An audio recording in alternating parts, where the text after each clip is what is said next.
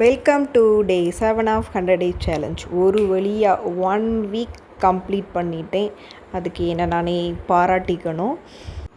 அன்னைக்கு மார்னிங் அம்மா தோட்டத்துக்கு போயிட்டனால சமையல் வேலையை நானே பார்க்க வேண்டியதாயிடுச்சு. ஃபுல்லாலாம் பண்ணலை, சும்மா அம்மா விட்டு வச்சுட்டு போன கொஞ்சம் வேலையை தான் நான் பண்ணினேன். அதை முடிச்சுட்டு வீட்டு வேலையை முடிச்சுட்டு பாப்பா தம்பியை ஸ்கூலுக்கு அனுப்பிட்டு அதுக்கப்புறம் என்னோடய ஸ்டிச்சிங் ஒர்க்கு பார்த்தேன். அன்றைக்கி ஒரு ப்ளவுஸும் என்னமோ தான் ஸ்டிச் பண்ணேன். அன்றைக்கி நான் எக்ஸ்பெக்ட் பண்ணது ஒன்று, பட் நடந்தது ஒன்று. அதனால அன்றைக்கி ஃபுல்லாக நான் அப்செட்டாக தான் இருந்தேன். குட்டி பிள்ளைங்களுக்கு லன்ச் பாக்ஸுக்கு காளான் போட்டு சாதம் பரட்டி கொடுத்தாச்சு. அப்புறம் நானும் சாப்பிட்டுட்டு அன்றைக்கி இருந்த கொஞ்சம் ஒர்க்கு, எடிட்டிங் ஒர்க் மட்டும் பார்த்தேன்.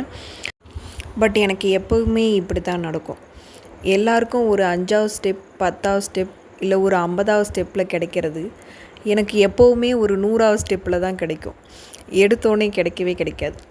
அந்த கொஞ்சம் ஸ்டெப் தாண்டினதுக்கப்புறம் கிடைச்சாவும் ரொம்ப எக்ஸைட்மெண்ட்டாக இருக்கும்.